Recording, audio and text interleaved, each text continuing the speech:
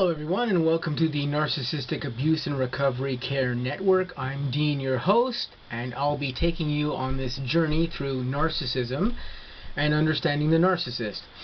Today we have episode 11 that we're presenting, entitled The Narcissist 3 Selves. The narcissist has 3 selves. These are usually the true selves that the narcissist puts forth when you encounter them.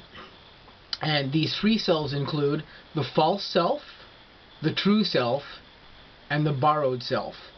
And we will go through the specifics of each of these selves just here briefly to just give you guys an idea what we're actually dealing with when we talk about these things. So the false self. The false self is generally the self that the narcissist presents to people when they first meet them. It's generally a very calm person who's reserved and appears like they have their stuff together. It's usually a very quiet person. It's usually particularly quiet if it's a female narcissist.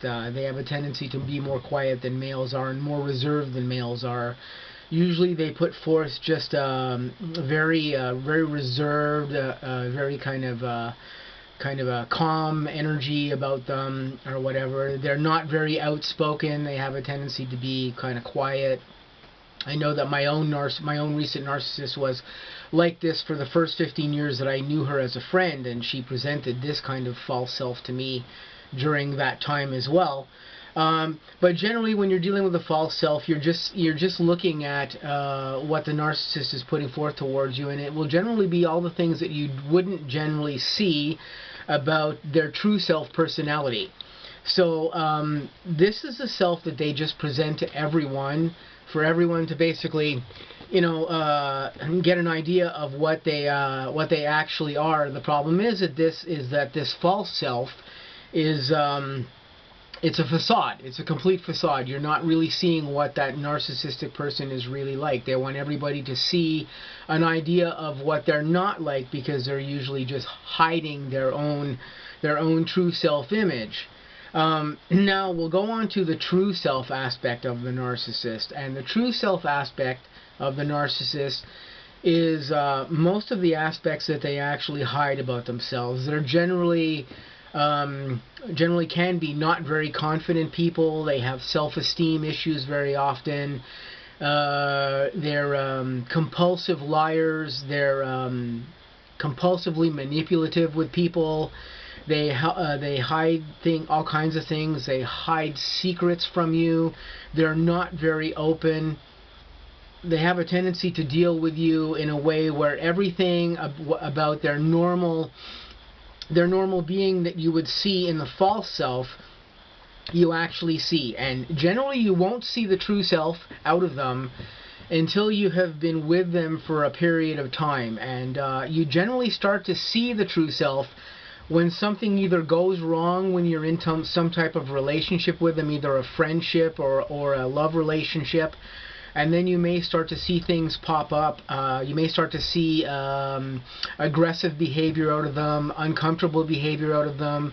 They will accuse you of things like lying and things of this nature, or doing something behind their back, because they themselves present these things to people, being the untrustable characters that they are. It generally again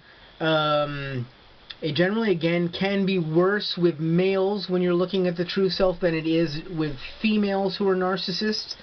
But then again, it depends on the narcissist also that you're dealing with. I know in my experience, like I've said before, my narcissist I had known for 15 years before I ever became romantically involved with them, and I did not really see any real red flags at that time. Of course, later on, having studied narcissism the past 18 months, I can remember now that there were red flags there, although I did not see them at the time that I was dealing with her as her friend. But later, when we got into our relationship together, I did start to see all kinds of red flags. She would be very jealous of me if there were other females around me, even though she was a very beautiful woman herself and had nothing to really fear. As for myself, when I was with her in a relationship, all I wanted really was her. I wanted her in my life, and there was no reason for her to be jealous whatsoever, because other women didn't take my attention away from her in any particular way. But that being said, she still behaved in a very jealous way. She seemed very unbalanced a lot of the time, quite bipolar up and down with her behavior with me. This is part of the true self of the narcissist that you start to get to see.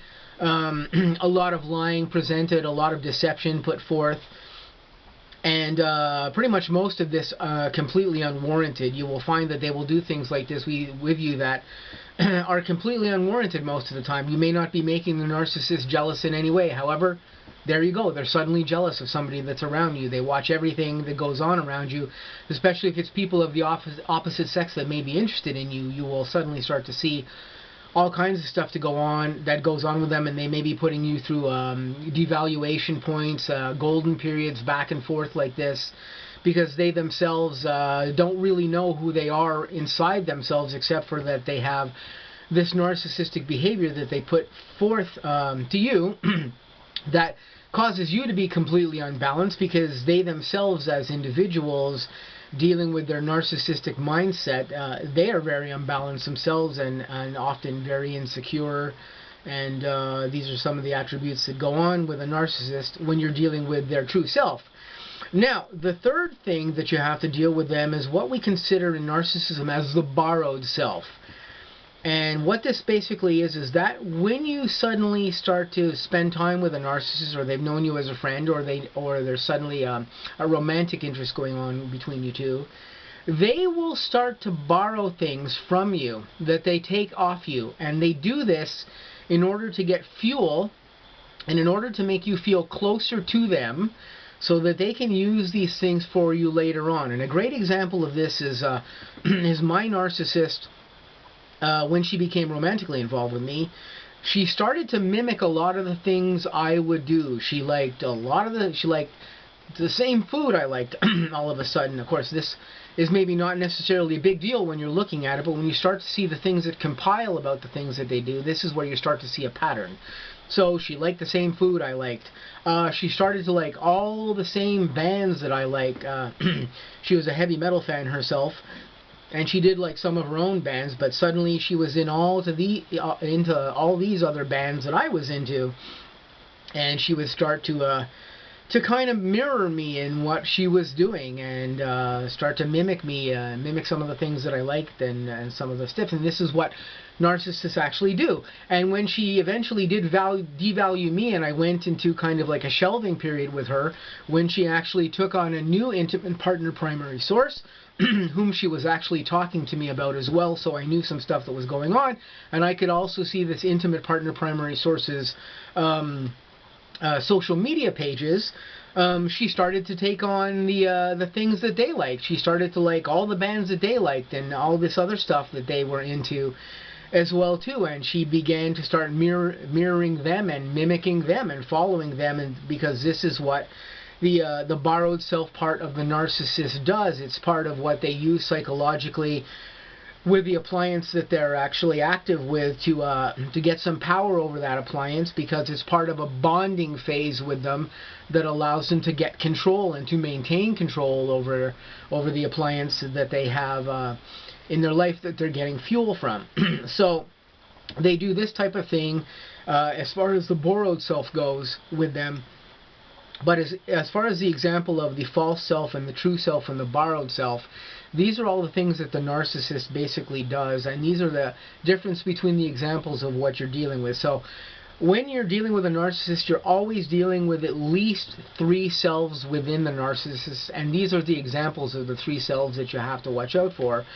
And you guys out there, you may be dealing with a narcissist currently, and maybe you're seeing some of these particular things that I'm talking about in the narcissistic individual that you're dealing with. And if you are, hopefully this gives you some insight, and it will help you further understand what you're dealing with this person. I know for myself, it definitely helped me in understanding my own narcissists that I've dealt with in my life, and to be able to adjust to whatever behaviors I was dealing with them, and to be able to better understand what I was dealing with them for myself, so I could understand this narcissistic disorder that they suffer from better under my own terms. So this has been episode 11. Hopefully this has provided some useful information to any of you out there. And if you get anything out of this and it helps you determining what's going on with your narcissist, or actually in any way, if you've dealt with a narcissist in the past, that's just my goal here, is to let everybody be aware of what you're dealing with on the N.A.R.C.N channel. And if I've helped you, this is great. So I'm going to bid you good day for now. I'm going to say to you guys, stay tuned. I've got some more episodes coming up here shortly. And hope you guys all have a good day. Ciao.